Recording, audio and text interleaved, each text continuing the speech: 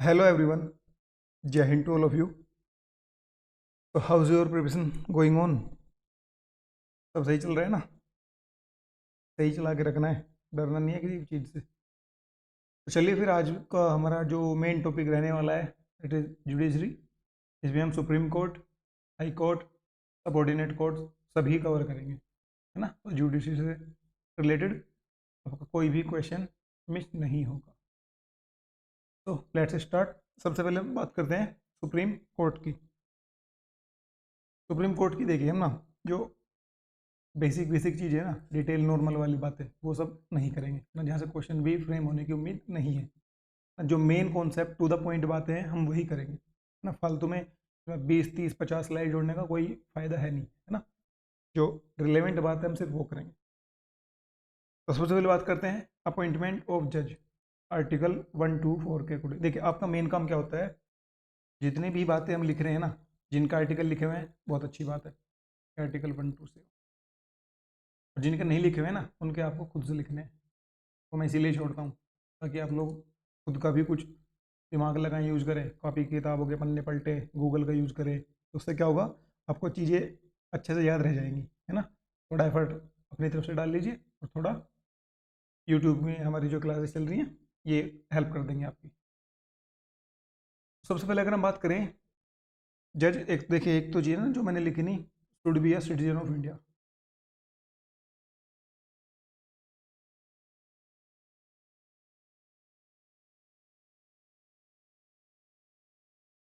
Indian citizen होना चाहिए हर case में, हाई कोर्ट या supreme court.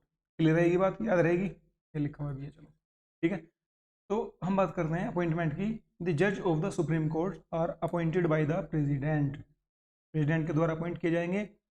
The chief justice is appointed by the president after consultation, सबको president ही अपॉइंट करेंगे। अब बात करें चीफ जस्टिस की, उनको अपॉइंट करेंगे president after consultation with such जज of the supreme court and high court as he deemed necessary. देखिए इस बात का क्या मतलब हुआ, चीफ जस्टिस की अपॉइंटमेंट करने के लिए वो उन लोगों से सलाह मशवरा लेंगे जो लोग उन्हें सही लगेंगे, सही लगेंगे इन द सेंस जिन लोगों की कंसल्टेशन की जरूरत उन्हें महसूस होगी। ये यहाँ पे लिखा हो ना, एज ही डीम्ड नेसेसरी, जैसे जैसे उन्हें दिखाई देगा वो उस हिसाब से अपनी मर्जी से उनसे कंसल्टेट कर लेंगे। क्लियर बात है। इसमें ऐसा कोई नेसेसरी पार्ट नहीं है कि आपकी इतनी एज होनी चाहिए तो ही आप उनको सलाह दे सकते हैं, या आपकी इतनी क्वालिफिकेशन होनी चाहिए तो ही सलाह दे सकते हैं। बस एक ही क्वालिफिकेशन है, आप जज होने चाहिए सुप्रीम कोर्ट के, है ना। मोस्टली क्या करते हैं, जो सीनियर मोस्ट जज होते हैं ना, काफ़ी एज होती है जिनकी, काफ़ी एज इन द सेंस जो काफ़ी एक्सपीरियंस पर्सन होते हैं, उनकी ही लेते हैं। क्लियर हुई बात। अब बात करते हैं क्वालिफिकेशन की। आपको सुप्रीम कोर्ट का जज बनने के लिए क्या क्वालिफिकेशन होनी चाहिए। देखिए एक चीज़ बिल्कुल क्लियर रखनी है, हम बात कर रहे हैं क्वालिफिकेशन ऑफ जज, इसमें चीफ जज कहीं भी नहीं लिखा हुआ है ना। सबकी लगभग सेम है, लगभग नहीं मैक्सिमम सेम ही बात है। उन्हीं में से एक को चुन लिया जाता है जो थोड़े ज़्यादा सीनियर होते हैं, चाहे सीनियर भी नहीं होंगे, जो प्रेसिडेंट को सही लगेंगे ना कि ये सही है चीफ जस्टिस बनने के लिए, वो उनको बना देंगे। बात कर, ठीक है। इनकी कंडीशन क्या है, ही should be a citizen of India, ये तो नॉर्मल सी बात है हर किसी के लिए, है ना। कॉन्स्टिट्यूशनल पोस्ट तभी ले सकते हो जब आप इंडियन सिटीजन हो। Second, he should have been a जज of a high court for 5 years। देखो ये कंडीशन याद रखनी है, या तो 5 साल तक वो सॉरी, या तो 5 साल तक वो क्या रहे हो, जज रहे हो किसी हाई कोर्ट में, एक में या एक से अधिक में, या 10 साल तक जज रहे हो हाई कोर्ट में। क्योंकि सुप्रीम कोर्ट में आ रहे हैं ना, प्रमोशन होकर आ रहे हैं ना। तो दो कंडीशन, अगर आप वकील हो तो जज से छोटे हो कॉन्स्टिट्यूशनल पोस्ट के हिसाब से, तो आपको ज़्यादा प्रैक्टिस की ज़रूरत है, तो दैट मीन्स आपको 10 साल एडवोकेट होना चाहिए। लेकिन अगर आप पहले से ही जज हो तो आपको 5 साल जज होना चाहिए। और उसमें ऐसा कहीं भी नहीं लिखा कि आप चीफ जज होने चाहिए, यहाँ पे लिखा है सिर्फ जज होने चाहिए, है ना। ये कन्फ्यूजन नहीं रखना दिमाग में, चीफ जज या चीफ जस्टिस या नॉर्मल वाले। क्लियर बात हुई। ही should be distinguish jurist in the opinion of the, सबसे बड़ी बात देखो, प्रेसिडेंट को जो सही लगेंगे ना वो उनको बना देंगे। बात खत्म। प्रेसिडेंट की नज़र में आप उस पोस्ट के लिए एलिजिबल होने चाहिए। देखो ये तो सूड है, ये तो मस्ट है, ये दो कंडीशन तो आपकी मस्ट है। लेकिन ऐसा भी नहीं है ना कि सिर्फ एक ही इंसान होगा ऐसा, या दो इंसान जो 30 जज प्लस 1 चीफ जस्टिस होते हैं ना, ऐसा तो है नहीं कि पूरी इंडिया में 30 ही होंगे ऐसे जिनके पास ये क्वालिफिकेशन होंगे, हजारों होंगे। अब किसे बनाएंगे? उसे बनाएंगे जो उनकी नज़र में उनको सही लगेगा। क्लियर हुई बात? और ये आर्टिकल 127 के अंडर आता है, ये 7 नीचे आ गया, ठीक है। अब बात करते हैं इनके टाइम ड्यूरेशन की, ये कितने लंबे समय तक अपनी पोस्ट को होल्ड करेंगे। देखिए, he hold office until he attain the age of 65 years, जब तक इनकी एज 65 ईयर्स नहीं होती उस टाइम तक करेंगे, यानी कि इनकी रिटायरमेंट की एज है।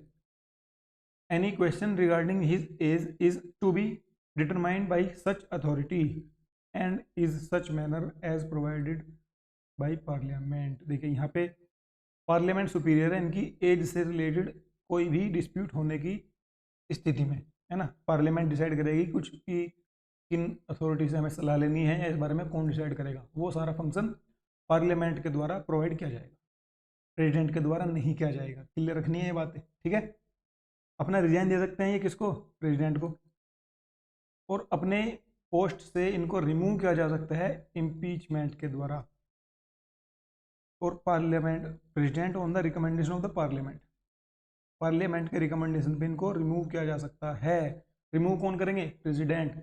देखिए, मेनली क्या होता है, जो अपॉइंट करते हैं ना वही रिमूव करते हैं, लेकिन बीच में एक हमारी पार्लियामेंट है ना, जो हर चीज़ में इनको सलाह देगी और इनकी जो भी सलाह होगी वो बाउंडेड होगी इन पे, है ना। अब आपको ये बताना है या सर्च करना है कि ये किस आर्टिकल के अंडर आती है बात, कि पार्लियामेंट्री या काउंसिल ऑफ मिनिस्टर की जो एडवाइस होगी वो बाउंडेड होगी प्रेसिडेंट पे, और कौन से अमेंडमेंट के द्वारा ये अप्लाई किया गया था।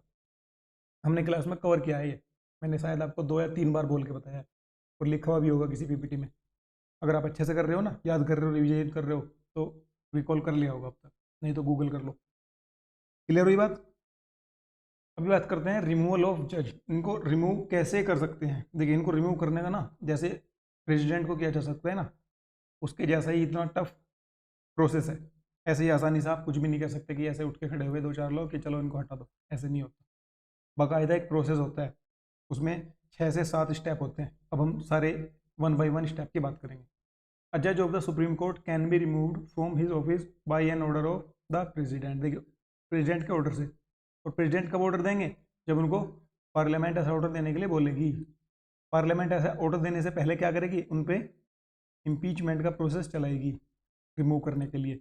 उसमें प्रोसेस होंगे, 6 से 7 स्टेप में प्रोसेस होगा। उसको कंप्लीट करने के बाद बाकायदा बिल पास होंगे, तब ये प्रेसिडेंट को बोलेंगे कि अब इनको हटा दो। फिर ये बाउंडेड होंगे कि इनको हटाना ही पड़ेगा, और इनका जो डिसीजन होगा ना वो पार्लियामेंट वाला, वो फाइनल होगा।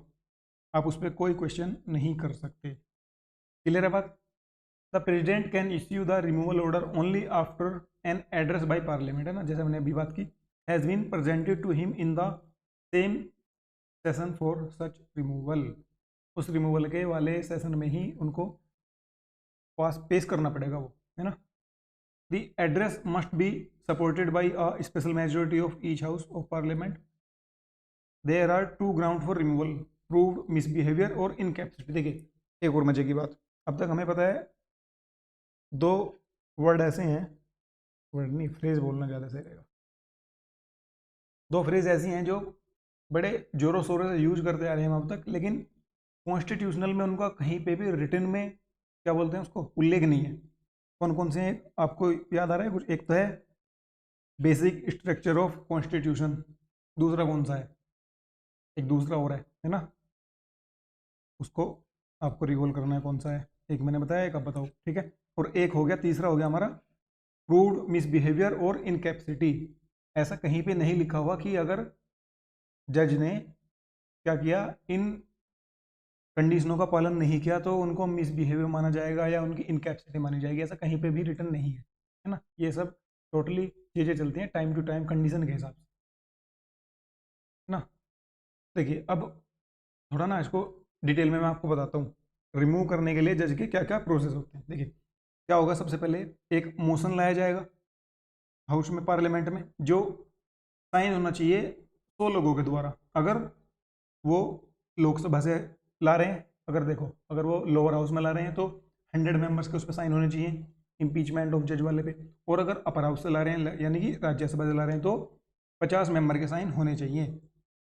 इसको देंगे, फिर वो देंगे साइन करके अपने स्पीकर को या चेयरमैन को देंगे। फिर चेयरमैन या स्पीकर की मर्जी है कि वो उस मोशन को एडमिट करेंगे कि नहीं करेंगे। अगर उन्होंने एडमिट कर लिया तो फिर वो क्या करेंगे, जो चेयरमैन होंगे वो 3 मेंबर एक कमेटी बनाएंगे, जो क्या करेगी, उस मोशन में उनके द्वारा जो भी ऑब्जेक्शन उठाए गए हैं वो उनको एनालाइज करेगी या उन पे इन्वेस्टिगेशन करेगी कि क्या ये बात सही है कि नहीं है। कमेटी उस पर कंसिस्ट करेगी सुप्रीम कोर्ट के बारे में, हाई कोर्ट के बारे में। और देखो ये ऐसे मत समझो आप, ये किस किस पे अप्लाई करेगी, वो चीफ जस्टिस पे भी करेगी, नॉर्मल जज पे भी करेगी और हाई कोर्ट के किसी जज पे भी करेगी। क्लियर हुई बात। फिर कमेटी ने क्या डिसाइड किया कि भाई ये जो मोशन पार्लियामेंट में लाया गया है ये गिल्टी है, किस प्रूफ पे, प्रूव्ड मिसबिहेव और इनकैपेसिटी। सिर्फ ये 2 कंडीशन है, इसके अलावा कोई तीसरी कंडीशन पे अप्लाई नहीं कर सकते, ध्यान रखना है बात। इन दोनों कैपेसिटी को उस 3 मेंबर कमेटी ने मान लिया कि हाँ ये बात बिल्कुल ठीक है, तो क्या होगा, फिर वो मोशन जो होगा ना, फिर वो मोशन स्पेशल मेजोरिटी से पास करा जाएगा दोनों हाउस में। और फिर क्या किया जाएगा, स्पेशल मेजोरिटी से पास करने के बाद उसको प्रेसिडेंट को दे दिया जाएगा कि भाई आप इस पर जो है क्या करो, साइन कर दो। वो उस पर साइन कर देंगे तो जज को अपनी पोस्ट से हटना ही पड़ेगा और ये इस पर कोई ऑब्जेक्शन नहीं उठा सकता, फिर वो फाइनल होगा। ठीक है। एक ही मात्र केस हुआ है अब तक ऐसा जो इनकैपेसिटी के बिहेवियर पे इनको रिमूव किया गया है, justice V Ramaswami of the supreme court. ये याद रखना है, कहाँ यहाँ पे लिखते हैं, वी रामास्वामी। वी रामास्वामी को किया गया है, अब तक सिर्फ एकमात्र ऐसे इंसान है जिनको इम्पीचमेंट किया गया है। ये थे, क्या थे, ये chief justice of supreme court. नहीं नहीं, चीफ नहीं, सिर्फ जस्टिस थे ना, नॉट चीफ, ये जस्टिस थे सुप्रीम कोर्ट वाले। क्लियर हुई बात। कितने कॉन्सेप्ट से हमें करना है, मतलब कॉन्सेप्ट मतलब कितने प्रोसेस होते हैं, कितने स्टेप होते हैं। सबसे पहले एक मोशन लाएंगे, मोशन चेयरमैन को, स्पीकर को देंगे, वो उसको एडमिट करेंगे, रिजेक्ट करेंगे। अगर उन्होंने एडमिट कर लिया फिर क्या करेंगे, फिर 3 मेंबर की कमेटी बनाएंगे। 3 मेंबर की कमेटी उन एलिगेशन की जांच करेगी, उस पर इन्वेस्टिगेट करेगी। उसके बाद वो क्या करेंगे, अगर वो मानते हैं कि ये जो भी मोशन में इन्होंने एलिगेशन लगाए गए हैं वो सही है, सिर्फ 2 ही एलिगेशन लगा सकते हैं, कौन से, रूड मिसबिहेवियर और इनकैपेसिटी। अगर ये दोनों सही हैं तो फिर वो क्या करेंगे, स्पेशल मेजोरिटी से उस मोशन को पास कराएंगे। पास कराने के बाद उसको भेजा जाएगा प्रेसिडेंट के पास कि अब आप इस पर कर दो साइन। प्रेसिडेंट बाउंडेड है कि उस पर साइन करने ही पड़ेंगे, वहाँ पे वो अपनी वीटो पावर का यूज़ नहीं कर सकते। याद है ना वीटो पावर कौन कौन सी होती है। उसके बाद साइन करने के बाद क्या होगा, उनको अपनी पोस्ट छोड़नी ही पड़ेगी और ये फाइनल होगा। इसके ऊपर आप किसी और कोर्ट वोर्ट में नहीं जा सकते ना, खुद कोर्ट के जो जज हैं उन पर काम चल रहा है तो और कहाँ जाओगे। क्लियर हुई ना बात। अभी बात करते हैं कुछ और टर्म है, जैसे एक्टिंग चीफ जस्टिस। देखिए जो एक्टिंग चीफ जस्टिस होती है उनको अपॉइंट कौन करते हैं, प्रेसिडेंट, जज of the supreme court as an acting chief justice of India. Acting chief justice जो है ना, एक रेगुलर चीफ जस्टिस से थोड़ा अलग वाला सिस्टम होता है। ये कब किए जाते हैं अपॉइंट, इनसे ना क्वेश्चन पूछ लेते हैं, इनमें डिफरेंस पूछ सकते हैं कि क्या अंतर होता है। तो एक्टिंग चीफ जस्टिस को प्रेसिडेंट के द्वारा तब अपॉइंट किया जा सकता है जब चीफ जस्टिस का ऑफिस खाली हो, वो कहीं बीमार हो, कहीं छुट्टी पे चल रहे हो या कुछ भी चल रहे हो, कोई भी रीज़न हो सकता है। दूसरा ऑप्शन है chief justice of India is temporarily absence, अगर वो अपनी पोस्ट पर टेम्परली रूप से एबसेंट है ना। अगर परमानेंट है तो फिर तो नया इलेक्ट ही कर लेंगे ना, फिर इनकी जरूरत नहीं। The chief justice of India is unable to perform the duties of his office, अगर वो अपनी ऑफिस की ड्यूटीज परफॉर्म करने में अनेबल है। ये मतलब कुल मिला के बात यही है, अगर उनकी कुर्सी खाली पड़ी है ना तो उस कुर्सी पे जो हमारे प्रेसिडेंट है ना वो किसी और जज को बैठा देंगे कि चलो जब तक खाली है, ये खाली नहीं रहनी चाहिए, काम चलता रहना चाहिए कोर्ट का। क्लियर हुई बात। वे होते हैं एक्टिंग चीफ जस्टिस। अब इसमें आपसे पूछ सकते हैं कि इनको कौन अपॉइंट करता है, इनके क्या फंक्शन होते हैं, क्या कंडीशन होती है ना, और ऑब्वियसली आर्टिकल तो आप बताओगे कि कौन सा है। ठीक है ना बात। नेक्स्ट बात करते हैं एड हॉक जज। एड हॉक जज क्या होता है, when there is a lack of quorum. अच्छा एक बात बताओ, कल ही पढ़ा है हमने, कल या परसों, कोरम क्या होता है, इसका क्या मीनिंग होता है इस शब्द का, कोरम। 1/10 याद आया कुछ, मिनिमम नंबर 10th याद आ गया होगा अब तो। अगर अभी याद नहीं आया ना तो फिर तो दोबारा देखने की जरूरत है आपको और अच्छे से रिवीजन करने की जरूरत है। कोरम का मतलब होता है मिनिमम रिक्वायरमेंट किसी सेशन को प्रॉपर रूप से चलाने के लिए, उसको बोलते हैं कोरम। ठीक है।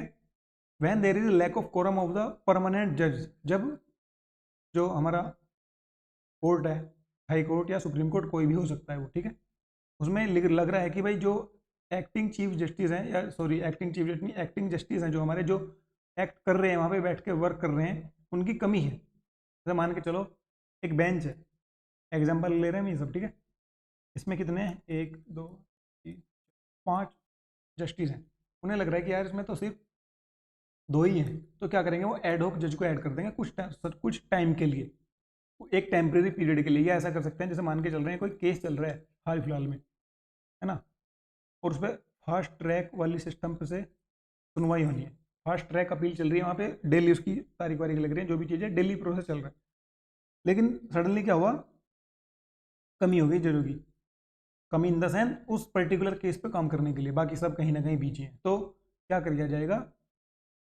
एक आउटसाइड से जज लाए जाएंगे, 1 2 जितनी भी कमी है उनको वहाँ पे बैठा देंगे कि भाई आप जब तक इस केस का फैसला आप कर दो, जैसे बोलते हैं ना कमेटी गठित कर दिया जजों की, वो काम करेगी, वो कहीं ना कहीं एक तरह से एड हॉक जज ही होते हैं। क्लियर बात हुई, लेकिन इसमें एक कंडीशन है कि जब कोरम फील हो ना, जब एक लैक ऑफ कोरम हो, तब अप्लाई करते हैं इनको। अगर आपने पर्टिकुलर कमेटी ही बना दिया अलग, वो एक अलग चीज़ हो जाएगी, है ना, वो क्या कर दोगे आप, वो एक्टिंग जस्टिस हो जाएंगे, वो चीफ जस्टिस नहीं, दूसरे एक्ट करने के लिए या किसी पर्टिकुलर केस पे काम करने के लिए। क्लियर हुई ना बात। नेक्स्ट करते हैं, देखो ये जो हमने बात की है ना अभी, जहाँ जहाँ प्रेसिडेंट है ना, वहाँ वहाँ आपको क्या करना है, गवर्नर करना है, और सारी कंडीशन शिफ्ट हो जाएंगी स्टेट से रिलेटेड। क्लियर हुई बात।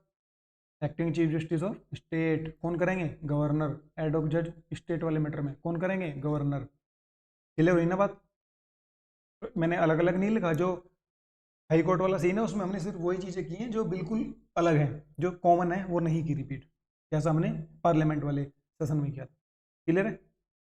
इंडिपेंडेंस ऑफ सुप्रीम कोर्ट, अब बात करते हैं सुप्रीम कोर्ट की इंडिपेंडेंसी की। देखिए मोड ऑफ अपॉइंटमेंट बिल्कुल इंडिपेंडेंट है, एक बिल्कुल फिक्स टर्म है कि प्रेसिडेंट करेंगे, इतने टाइम तक रहेंगे, और अगर हटाना है तो इस तरीके से इम्पीचमेंट लगाओगे। सिक्योरिटी ऑफ टेन्योर, कोई नहीं हटा सकता बीच में, प्रेसिडेंट भी नहीं हटा सकते जब तक कि आप वो पार्लियामेंट वाला मोशन वाला सिस्टम अप्लाई ना करोगे, 6 स्टेप वाला, है ना। फिक्स सर्विस कंडीशन, सर्विस की फिक्स कंडीशन है, आप कुछ एक्स्ट्रा नहीं बोल सकते कि भाई चलो अभी 2 4 दिन तुम फ्री हो तो चलो कुछ और ही कर लो, या कुछ और एक्टिविटी कर लो, सिर्फ और सिर्फ जो उनका काम है, फिक्स कंडीशन है उनके काम करने की, वो करेंगे।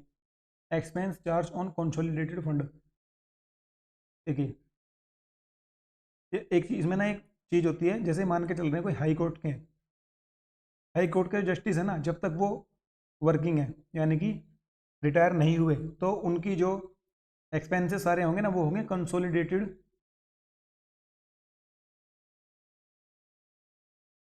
फंड ऑफ इंडिया, उसके ऊपर बोझ होंगे। लेकिन जब वो रिटायर हो जाएंगे, जो उनके पेंशन बाकी सारी चीज़ें होंगी ना, वो होंगे स्टेट फंड से आएंगे, जो स्टेट का जो फंड होता है ना, वहाँ से आएंगे। नहीं उल्टा हो गया, उल्टा हो गया, सॉरी सॉरी, क्या होता है देखो, वर्किंग जोन से स्टेट के हो ना आप, उस स्टेट के फंड से आपको पैसा मिलेगा जब तक आप उस स्टेट पे वर्क कर रहे हो।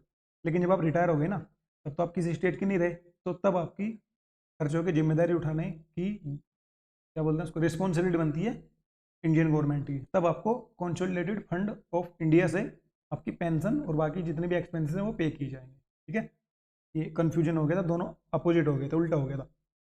जिस स्टेट का आप हो ना, आपको वहाँ से खर्चा मिलेगा, सेम एज गवर्नर। गवर्नर का भी क्या होता है, गवर्नर जोन सी स्टेट के हैं वहाँ से लेंगे ना सैलरी वैलरी, अगर 2 के हैं तो 2 से लेंगे। क्लियर हुई बात। कंडक्ट ऑफ जज कैन नॉट बी डिस्कस, हाँ ये बहुत इंपॉर्टेंट बात है। जैसे मान के चल रहे हैं किसी जज ने क्या बोल दिया कि भाई इस पर्टिकुलर पर्सन को हमने गिल्टी माना और इनको डेथ सेंटेंस कर दिया, मौत की सजा सुना दी गई, तो आप उस चीज़ को डिस्कस नहीं कर सकते कि भाई इन्होंने कैसे सुनाई, क्या ये जो इन्होंने डिसीजन दिया है अपना, क्या ये लॉफुल है या सही तरीके से दिया है, उस चीज़ को आप डिस्कस नहीं कर सकते। ये इंडिपेंडेंस ऑफ सुप्रीम कोर्ट की पावर है। क्लियर हुई बात। Power to punish for its contempt, जो इसके अधीन कोर्ट है ना सारे, या और बाकी जो भी लोग हैं उनको क्या कर सकते हैं, पनिश करने की पावर होती है इसके पास। Freedom to appoint its staff, I think ये एकमात्र ऐसा है जिसके पास अपने स्टाफ को अपॉइंट करने का फ्रीडम है कि आप अपनी मर्जी से अपना स्टाफ अपॉइंट करो। It's जुडिक्शन can not be curtailed, cartel का मतलब होता है, ये लाइन है, हमने कर्टेल करके इसको क्या करा, इतना कर दिया, यानी कि जो इसके फंक्शन और एक्टिविटीज़ हैं उनको काट के छोटा कर दिया। कर्टेल्ड दैट मीन्स कट के छोटा कर देना, ये वो कैब का भी एक वर्ड हो गया ना, curtailed. Separation from executive, executive से बिल्कुल सेपरेट है। एग्जीक्यूटिव हमारी कौन सी है, जो एग्जीक्यूट करती है, parliament, upper house, lower house, state legislative, वो सब चीज़ें, वो है एग्जीक्यूटिव फंक्शन। ये लॉ बनाते हैं, ये अप्लाई करते हैं, ठीक है। अब है ओरिजिनल जुडिक्शन, क्वेश्चन आपके पता कैसे आएंगे कि इनमें से कौन सा एक्ट ओरिजिनल जुडिक्शन के अंदर आता है, इसमें से कौन सा इनके फ्रीडम के अंदर आता है, वो सारी चीज़। The supreme court has exclusive original jurisdiction, exclusive का मतलब है no other court can decide such dispute and original means the power to hear such dispute in the first instance, no by way of appeal. मान के चलो कोई कुछ case हुआ तो क्या कर सकता है सुप्रीम कोर्ट, अपना खुद की सेंस से उसको जाके संज्ञान ले सकता है। जैसे आपको रिसेंट वाला सीन बताऊं मैं, अभी मणिपुर में बहुत कुछ चल रहा है, बहुत कुछ है ना। अभी एक बहुत ही क्या बोलते हैं इसको, इनह्यूमन एक्टिविटी हुई है, इनह्यूमन भी आई थिंक उसके लिए कोई वर्ड ही नहीं है, जो भी है वहाँ पे एक्टिविटी हुई है ना, वो तो महिलाओं के साथ जो किया गया है, आप सबने न्यूज़ पढ़ी होगी। तो सुप्रीम कोर्ट के चीफ जस्टिस ने क्या बोला है कि हम गवर्नमेंट को कुछ 2 या 3 दिन का टाइम दे रहे हैं कि आप उन पर कुछ करो एक्टिविटी, वरना हमें खुद से उस पर कुछ एक्शन लेना पड़ेगा।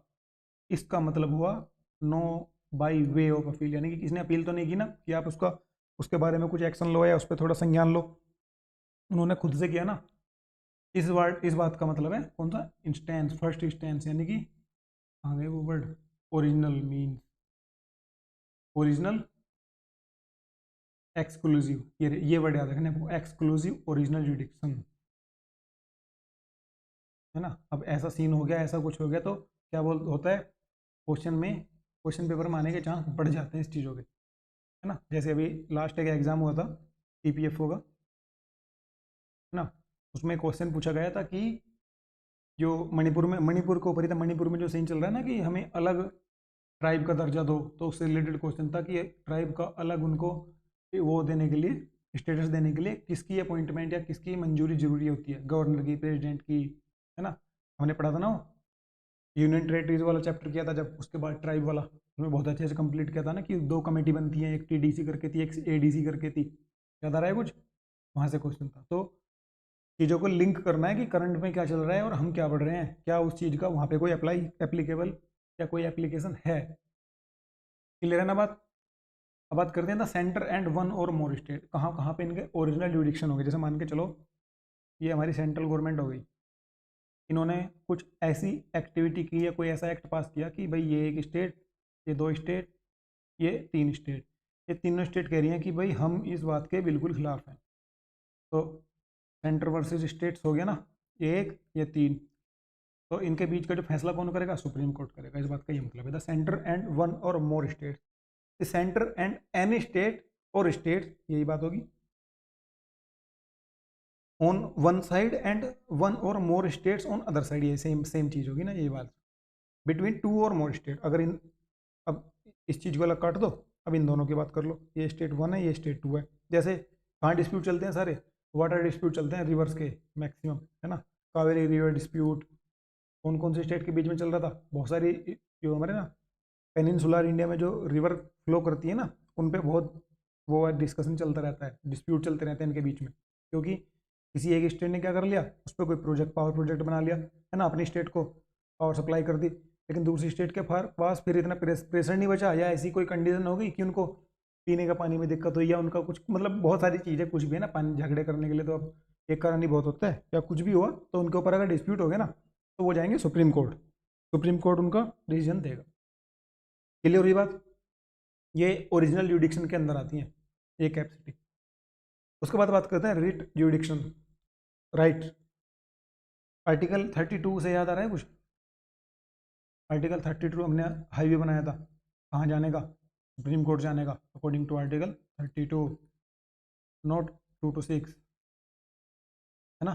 2 to 6 में क्या है? High court. 32 में क्या है? Supreme court. अब हम बात करते हैं, The Supreme Court can issue writs only for the enforcement of fundamental right and not for other purpose। बिल्कुल सही बात है। इस पर हमने शायद 3 या 4 MCQ भी कहते हैं सेम इसी कॉन्सेप्ट पे कि फंडामेंटल राइट सिर्फ फंडामेंटल राइट पे एप्लीकेबल होगी, रिट जुडिक्शन या अदर पे भी होगी, सुप्रीम कोर्ट की, हाई कोर्ट की नहीं। But the high court can issue writs not only for the enforcement of fundamental rights but also other purpose. यानी कि यहाँ पे हाई कोर्ट बड़ी होगी सुप्रीम कोर्ट से, क्योंकि इसके पास तो लिमिटेड पावर है कि भाई अगर आपके फंडामेंटल राइट का वॉयलेशन हुआ है तो हम रिट जारी कर देंगे, लेकिन कह रहे हैं नहीं नहीं, फंडामेंटल राइट के साथ साथ हमारे पास और भी सुविधाएं दी जाती हैं, ठीक है। तो यहाँ पे हाई कोर्ट की पावर ज़्यादा हो जाती है, यानी कि इसका एरिया वाइडर है रिट के मामले में, रिट जारी करने के मामले में, है ना। और ये क्वेश्चन अगर आपने नहीं पढ़ा ना तो आप अपने मन की सोच के सुप्रीम कोर्ट लगा जाओगे, क्योंकि आपको लगेगा यार सुप्रीम कोर्ट हायर अथॉरिटी है ना, तो उसके पास ज़्यादा पावर होनी चाहिए, लेकिन ऐसा नहीं है। क्लियर हुई बात? It means that the writ जुडिक्शन of the high court is wider than the supreme court. सही बात। अब बात करते हैं अपीलेट जुडिक्शन की। अपील यानी कि अपील कर सकते हो ना आप उसके मामले में जो इसके जुडिक्शन देने की पावर है, 3 में कर सकते हो, कॉन्स्टिट्यूशनल मैटर में, सिविल मैटर में और क्रिमिनल मैटर में। Criminal matter in the sense आप यहाँ से शुरू हुए, आपके ऊपर कोई क्रिमिनल केस लगा, हालांकि कभी नहीं लगना चाहिए, यहाँ से करते हुए आप थोड़े डिस्ट्रिक्ट कोर्ट गए, डिस्ट्रिक्ट कोर्ट से बात नहीं बनी, फिर कहाँ गए? हाई कोर्ट गए, हाई कोर्ट से बात नहीं बनी, फिर सुप्रीम कोर्ट गए। सेम आप सिविल मैटर में करोगे, सेम कॉन्स्टिट्यूशनल मैटर में करोगे। जैसे जितने भी केस हुए ना, केशवनंदा भारती केस, बेरूबारी केस, है ना, Maneka Gandhi versus state case, बहुत सारे केस हैं जितने भी हुए हैं सारे कॉन्स्टिट्यूशनल मैटर वाले वहीं गए हैं सुप्रीम कोर्ट में, और उन पर सुप्रीम कोर्ट ने अपना फाइनल वर्डिक्ट दिया है। क्लियर है बात? नेक्स्ट बात करते हैं हाई कोर्ट की। देखो हाई कोर्ट में जो चीज़ें कॉमन है ना वो हमने छोड़ दी हैं, ठीक है। जैसे जहाँ पे प्रेसिडेंट था बस यहाँ पे गवर्नर है। अब बात करते हैं आर्टिकल 214 टू 231 पार्ट 5 में हमारा हाई कोर्ट अप्लाई करता है, ठीक है। अब बात करते हैं इनके अपॉइंटमेंट की। बाय द प्रेसिडेंट, ऑब्वियसली बात है, अपॉइंट प्रेसिडेंट के द्वारा ही किए जाएंगे ये, है ना। प्रेसिडेंट के फंक्शन के बारे में जब हमने पढ़ा था तब भी ये बात आई थी कि हाई कोर्ट के और सुप्रीम कोर्ट के जजों को यही नियुक्त करते हैं। The chief justice is appointed by the president after the consultation with the chief justice of India and the governor of state. ठीक बात है। देखो ये हुए हमारे प्रेसिडेंट, ये हुआ हमारा कोई स्टेट, इसका हमें चीफ जस्टिस अपॉइंट करना है, तो क्या करेंगे? ये 3 लोगों से सलाह मशवरा करेंगे। 3 से करेंगे, 2 से करेंगे, चीफ जस्टिस से करेंगे, चीफ जस्टिस ऑफ इंडिया से करेंगे, और इससे करेंगे, उस गवर्नर से करेंगे। 3 से नहीं, 2 से करेंगे। इन दोनों से सलाह मशवरा करेंगे। क्योंकि गवर्नर से क्यों करेंगे? क्योंकि गवर्नर एक तरह से स्टेट का नॉमिनल हेड है ना, जबकि सीएम क्या है? गवर्नमेंट का हेड है। अंतर रखना दोनों में, हमने गवर्नर वाले कॉन्सेप्ट में ये बात क्लियर की थी, है ना। तो ये 2 लोगों से कंसल्टेशन करेंगे, चीफ जस्टिस ऑफ इंडिया, क्योंकि सारी जुडिशरी के चीफ जस्टिस तो वही है ना, और दूसरे हैं गवर्नर ऑफ पर्टिकुलर स्टेट। यानी कि अगर आपको किसी पर्टिकुलर स्टेट, महाराष्ट्र, उत्तर प्रदेश, बिहार, किसी भी उसके लिए आपको बनाना है ना, तो उनके गवर्नर से बात करनी पड़ेगी। अब बात करते हैं कि क्वालिफिकेशंस क्या होनी चाहिए। सिटीजन ऑफ इंडिया मस्ट है। ही should have held a judicial office in the territory of India for 10 years. Bharat की सीमा क्षेत्र में ये 10 सालों से कोई भी एक जुडिशियल ऑफिस होल्ड कर रहे हो। क्लियर हुई बात? 10 years. He should have been an advocate of high court for 10 years. या तो भाई आप हाई कोर्ट में 10 साल से जज हो, या कोई और कॉन्स्टिट्यूशनल पोस्ट जुडिशियल के रिलेटेड 10 साल से होल्ड कर रहे हो, है ना। लेकिन जो 10 साल हाई कोर्ट में एडवोकेट हो जाता है ना, वो फिर जज बनना पसंद नहीं करता। इफेक्ट है, क्योंकि जो इनकी इनकम है ना वो तो कुछ भी नहीं है, उनकी तो एक सैलरी आ रही है ना बस। लेकिन अगर आप प्राइवेट प्रैक्टिस कर रहे हो और आपका नाम बना हुआ है तो फिर तो पता नहीं कितने ले रहे हो, है ना। बहुत से ऐसे हैं जो हफ्ते के भी 10-10 लाख रुपए ले रहे हैं, बहुत सारी चीज़ें हैं ना, तो बेसिकली पसंद करते नहीं है लोग जिनकी अच्छी खासी वकालत चल जाती है। Next is there is no minimum age prescribe. ये बात याद रखनी है आपको। ये किसी के लिए भी नहीं है ना, ये ना तो सुप्रीम कोर्ट के लिए है और ना ही हाई कोर्ट के लिए। किसी के लिए मिनिमम एज का प्रिस्क्राइब नहीं किया गया है कॉन्स्टिट्यूशन में। बात करते हैं टेन्योर ऑफ जज, हाई कोर्ट के जज की टाइम ड्यूरेशन की। The constitution has no fix tenure of a जज of a high court. Constitution ने कोई टेन्योर फिक्स नहीं किया है। He hold office until he attain the age of 62। अच्छा एक बात बताओ, 62 दैट मीन ये 62 साल की उम्र में जब यहाँ से रिटायर होंगे तभी तो यहाँ तक पहुँचेंगे, 3 साल वर्क कर पाएंगे। अगर यहाँ पे 65 कर दिया, यहाँ पे 65 कर दिया, तो लोग यहाँ कैसे पहुँचेंगे, है ना। तो अपर पोस्ट पे जाने के लिए इसलिए ये 3 साल का गैप रख दिया गया है बीच में। Any question regarding his age is to be decided by president. President decide करेंगे इनकी एज से related after consultation with the chief justice of India and decision of president is final. Chief justice से discuss करेंगे, ये दोनों भाई मिलकर बैठ के डिस्कस करेंगे, ये हमारे प्रेसिडेंट हुए, ये चीफ जस्टिस हुए, कि भाई क्या करना है इसका। फिर एज से रिलेटेड अगर कोई इश्यू आ रहा है, ये तो अगर दोनों ने मिलकर कहा कि चल ठीक है जैसे ही बोल रहा है ऐसे मान लेते हैं, तो ये फाइनल है। लेकिन अगर इन्होंने बोला कि नहीं जैसे आप बोल रहे हो वो गलत है, तो वो भी फाइनल है। आप उस पर कोई क्वेश्चन मार्क नहीं लगा सकते। क्लियर है बात। अब बात करते हैं रिमूवल ऑफ जज। The procedure for the impeachment of a जज of a high court is the same as that for a जज ऑफ सुप्रीम कोर्ट। बिल्कुल सिंपल एज दैट, है ना। जो प्रोसेस उन पर अप्लाई होगा सेम इन पर अप्लाई होगा। क्लियर है बात। रिट जुडिक्शन, है ना, आर्टिकल 226 के अकॉर्डिंग, सुप्रीम कोर्ट आर्टिकल 32 के according of the constitution empower a high court to issue writs to any person, याद रखने सारे, any person, authority and government, not only within its territorial jurisdiction but also outside its territorial jurisdiction if the cause of action arise within its territorial jurisdiction। समझ में आ रही है बात। देखो ये कोई पर्टिकुलर स्टेट है, ठीक है, यहाँ पे हुआ क्या हुआ, यहाँ पे कुछ केस हो गया और इस केस के जो ना इफेक्ट है वो यहाँ तक आए, इनकी स्टेट के अंदर तक आए, यानी कि स्टेट इन द सेंस उनके जुडिक्शल एरिया के अंदर तक आए, तो ये उस पर रिट जारी कर सकते हैं। देखो एक तरह से तो ये इनके एरिया से बाहर है ना, लेकिन जो इसके इफेक्ट है, कोज है, इस एक्शन के द्वारा जो कोज है ना, उसके लिए यहाँ तक आए। जैसे मान के चल रहे हैं कोई एक बंदा है, ठीक है, एक एग्जाम्पल भी है इसका, लेकिन आप ऐसे ही समझ लो ना, लाइव एग्जाम्पल ज़्यादा नहीं लेते हैं ना, दूर रहते हैं इन सब चीज़ों से, पॉलिटिक्स से।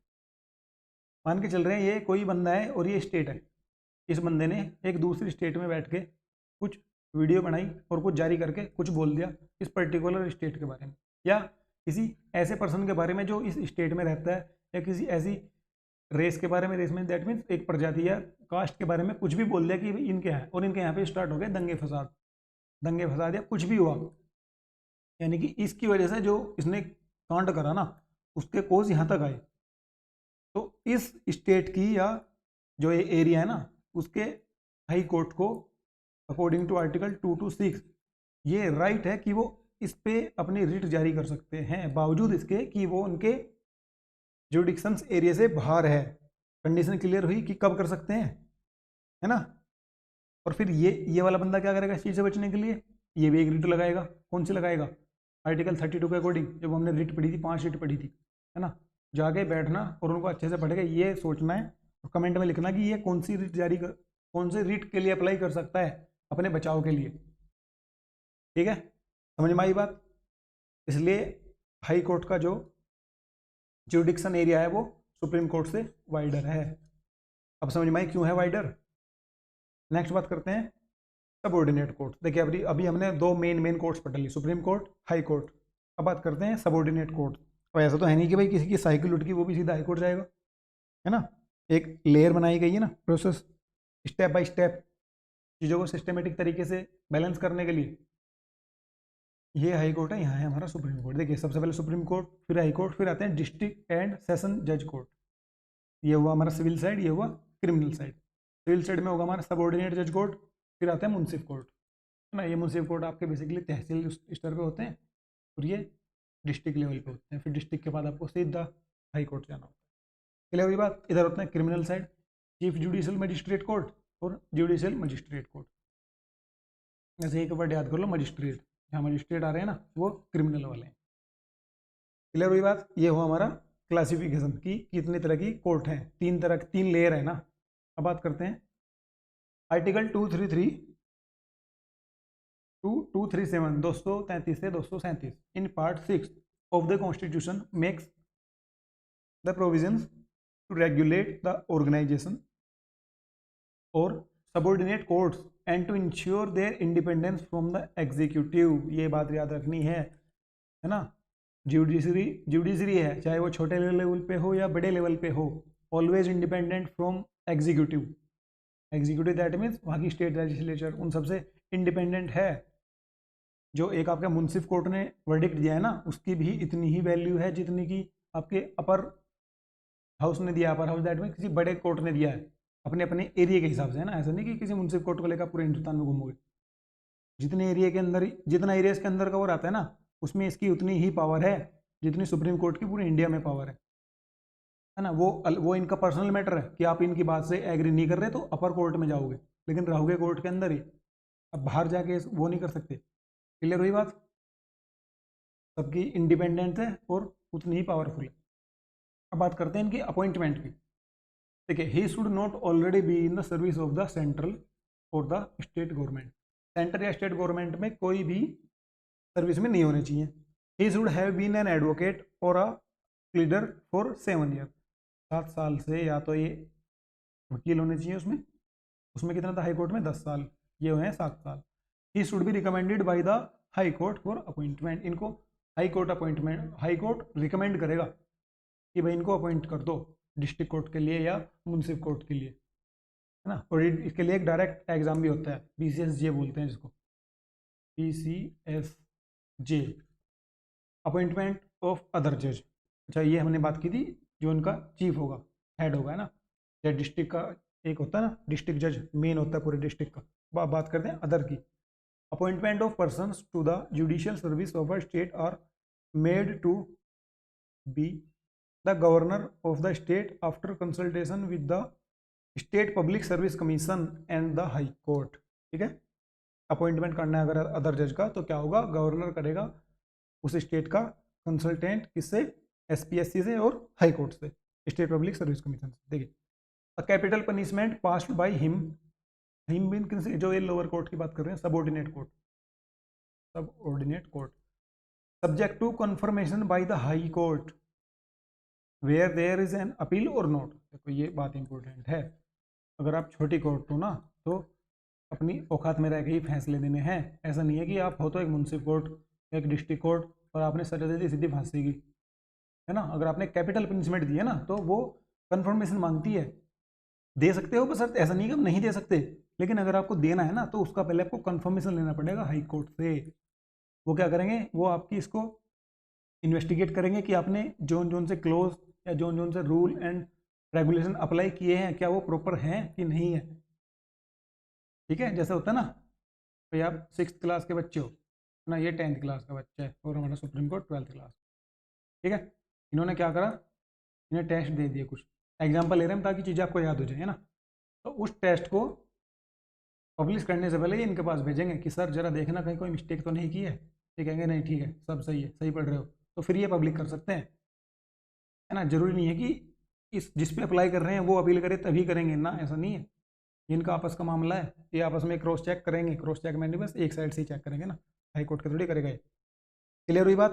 कैपिटल पनिशमेंट कंफर्मेशन है हाई कोर्ट से, जब ये आप कर सकते हो, अदरवाइज नहीं कर सकते। अब बात करते हैं नेशनल लीगल सर्विस अथॉरिटी। अब ये ना छोटी छोटी कुछ अलग तरीके की चीज़ें बनाई हुई हैं ताकि जो ये दिन पे दिन केस बढ़ते जा रहे हैं ना, अदालतों पे जो लोड बढ़ता जा रहा है उस चीज़ को कम करने के लिए। जैसे सबसे पहला national legal service authority. National legal service authority क्या है? आर्टिकल 39A के according of the constitution of India provides for free legal aid to the poor and weaker section of the society and ensure justice for all. Article 14 में नहीं है क्या? कानून की नज़र में सब समान हैं। कब कब समान होंगे? जब आप सबको एक लीगल एड दोगे कि भाई ठीक है, हम आपको भी वकील दे रहे हैं, आपको भी दे रहे हैं, आपको भी दे रहे हैं, आपको भी दे रहे हैं। भले ही आप गरीब हो, क्योंकि अमीर तो खुद ही कर लेगा ना, उसे क्या जरूरत है। क्लियर हुई बात? In every state a state legal service authority and in every high court a high court legal service committee have been constituted. Clear हुई बात? नेक्स्ट बात करते हैं, who is eligible for getting free legal aid. अब कौन कौन eligible है, अब यहाँ से भी आपसे क्वेश्चन पूछ सकते हैं, जब उन्हें टफ बनाना होगा तो यहीं से क्वेश्चन उठाएंगे। सबसे पहले है women and children, member of SC ST, industrial worker man, है ना, जो फैक्ट्री वैक्ट्री में काम करते हैं ना, उनके पास बेचारों कहाँ से इतनी नॉलेज होगी, उन्हें कहाँ से क्या कुछ पता होगा। Victim of mass disaster, violence, flood, drought, सूखा, अर्थक्वेक, इंडस्ट्रियल डिजास्टर। अच्छा एक बात बताओ, एक कांड याद है आपको, भोपाल गैस त्रासदी केस, भोपाल गैस लीकेज हुई थी, याद है? अच्छा ये इनमें से आपको बताना है, इस वाले में से, ये भोपाल वो गैस लीक वाला जो केस था, इनमें से कौन सा क्लोज पे अप्लाई हो रहा है वो, है ना। डिसेबल पर्सन, जिन्हें आप दिव्यांग बोलते हैं, पर्सन इन कस्टडी, बिल्कुल सही बात है, आप किसी को उठा कर लाए, ऐसा नहीं है कि उसके बिना सुने बिना कुछ भी करे भेज देंगे, नहीं, उसको भी एक लीगल एड दी जाएगी, लीगल सर्विस दी जाएगी। जो होते हैं ना हमारे कौन से सरकारी वकील बोलते हैं जिनको, गवर्नमेंट लॉयर, जिन्हें गवर्नमेंट हायर करके रखती है, क्यों करके रखती है, ताकि गवर्नमेंट खुद में लॉयर थोड़ी ना है कहीं से, गवर्नमेंट क्या है, गवर्नमेंट एक प्रोसेस है जिसमें हर तरीके के लोग काम कर रहे हैं, अपना अपनी ड्यूटी निभा रहे हैं, और कंप्लीटली मिलके एक गवर्नमेंट बनती है। गवर्नमेंट कोई आदमी थोड़ी ना, जैसे एक मूवी में है ना वो डायलॉग, कौन है कि सरकार यही चाहती है, कौन है सरकार, बुलाओ सरकार को, तो कहाँ से बुलाएं सरकार को, क्लियर है बात। Person whose annual income does not exceed 1 lakh, जो 1 लाख से कम कमा रहे हैं ना, उन्हें वे भी एलिजिबल हैं फ्री लीगल एड के लिए। Victim of trafficking in human beings और बेगर, भिखारी और ह्यूमन बींग, यानी कि जो देखते हैं ना अपने बहुत सारे बच्चों को पकड़ के ले जा रहे थे, लड़कियों को तस्करी करते हैं, उन सब चीज़ों में उनको फ्री लीगल एड के लिए वो एलिजिबल होते हैं। नेक्स्ट बात करते हैं लोक अदालत की, जो हमने बात की थी ना, लोड कम करने के लिए कोर्ट से ये बनाए गए थे लोक अदालत, फैमिली कोर्ट। देखिए फर्स्ट लोक अदालत कैंप फर्स्ट लोक अदालत कैंप जो लगा था गुजरात में लगा था 1982 में। It is a form where the cause case which are pending in a court or which are at litigation stage are compromised or settled in an amicable manner। देखिए ये लोक अदालत ऐसी होती है, इसमें क्रिमिनल वाले केस कवर नहीं होते, मोस्टली सिविल वाले होते हैं, है ना। अब किसी आपने किसी का मर्डर कर दिया, अब उसमें क्या बैठ के सेटिंग करवाएंगे, भाई जिसने करा है उसे सजा मिलनी चाहिए ना, ये करते हैं सिविल में।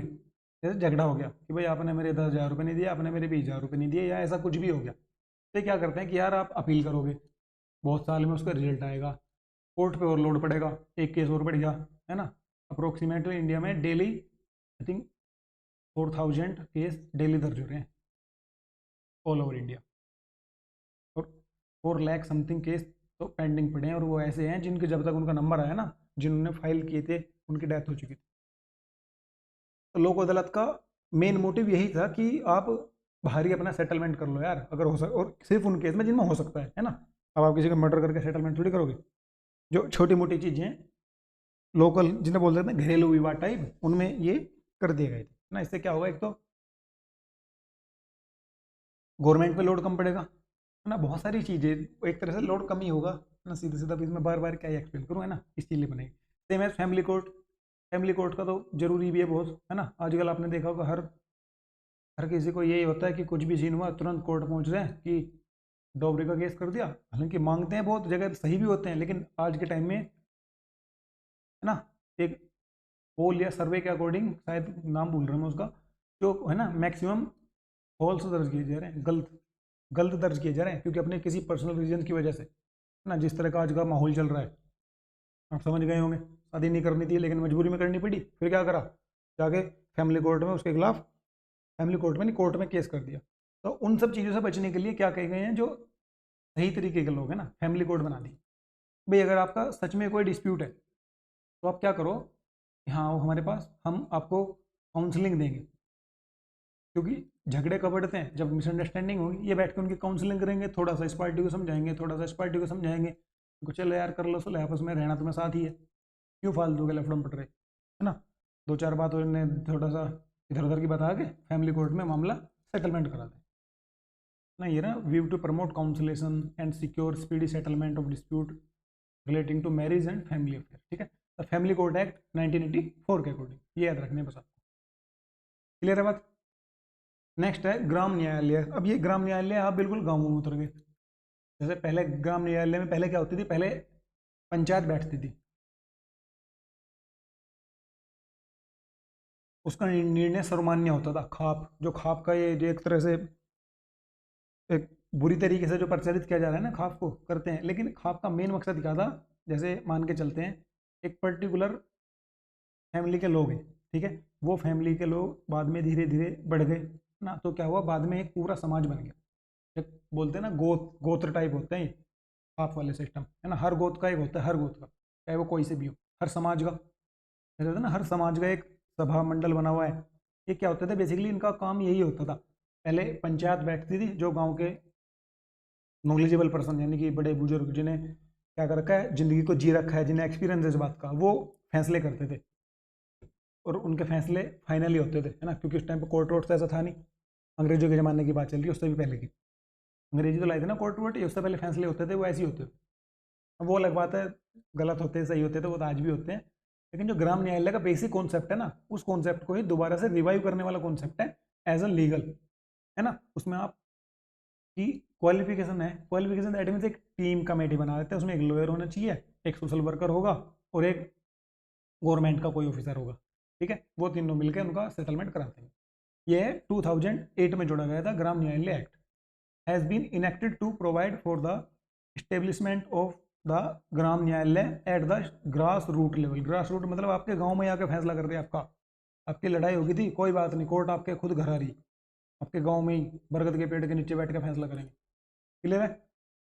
Purpose for providing access to justice to the citizens for securing justice. सही बात है, वो मतलब ऐसे ना उन्हें न्याय व्याय दिलाने के लिए वहीं पे कर रहे हैं, क्योंकि देखो चीज़ें जितने अपर लेवल पे लेके जाओगे ना, चीज़ें उतनी ज़्यादा खराब होंगी ना। एक केस अगर आप लड़ रहे हो, मान के चल रहे हैं आप में कोई थोड़ी मोटी बहस हो गई या कोई झगड़ा चल रहा है, ठीक है, आपने उसको नहीं सुलझाया, आप गए डिस्ट्रिक्ट कोर्ट। जब भी आप डिस्ट्रिक्ट कोर्ट में वहाँ पे जाओगे ना, जब वो होती है तारीख बोलते हैं इसको, तो जब भी एक दूसरे को देखोगे तो फिर से खून, मतलब फिर से एक दूसरे को देख के मन में नफरत आएगी, है ना। वहाँ से बात नहीं बनी, फिर आप पहुँच गए हाई कोर्ट पहुँच गए, आपका भी पैसा खर्च हो रहा है, इसका भी पैसा खर्च हो रहा है, कॉन्फ्लिक्ट बढ़ रहे हैं, है ना, एक सोशल डिस्टर्बेंस पैदा हो रहा है समाज में ना। गवर्नमेंट का काम सिर्फ एग्जीक्यूटिव बिल पास करने थोड़ी ना है, एक मोरल वैल्यू बना के रखना भी तो गवर्नमेंट का रोल है ना उसमें, क्योंकि समाज जितना ज़्यादा शांत होगा, सभी लोग अपना काम उतना ज़्यादा अच्छे से करेंगे, उतनी ज़्यादा प्रोडक्टिविटी आएगी, उतनी ज़्यादा जीएसटी बढ़ेगी ना। सारी चीज़ें एक दूसरे से इंटरलिंक है, तो कहीं ना कहीं ये भी एक रोल है कि भाई ग्रास लेवल पे ही छोटे मोटे झगड़ों को ख़त्म कर दो, है ना, जाके वो समझाएंगे, सेटलमेंट कर देंगे, आराम से खुशहाल परिवार रहो। क्लियर है ग्राम न्यायालय का क्या मतलब था? ठीक है, ये हुए हमारे कंप्लीट जुडिशरी, जिसमें हमने supreme court, high court, subordinate court, Gram Nyayalaya, Lok अदालत जितने भी हैं सब कुछ ही कवर कर लिया। ठीक है, बस आपको क्या करना है, इनका रिवीजन करना है मल्टीपल टाइम, और जो जो आर्टिकल आपको लगे वे सब आर्टिकल लिख के ढूंढ के लिख लेने। क्लियर हुई बात? तो ये हमारी जुडिशरी भी कंप्लीट हुआ। अब नेक्स्ट हम बात करेंगे किसकी, म्यूनसिपैलिटीज़ वाला कर लेंगे, 73 कॉन्स्टिट्यूशनल अमेंडमेंट एक्ट। तो चलिए फिर मिलते हैं नेक्स्ट क्लास में, तब तक के लिए अपना ध्यान रखिए, पढ़ते रहिए। जय हिंद।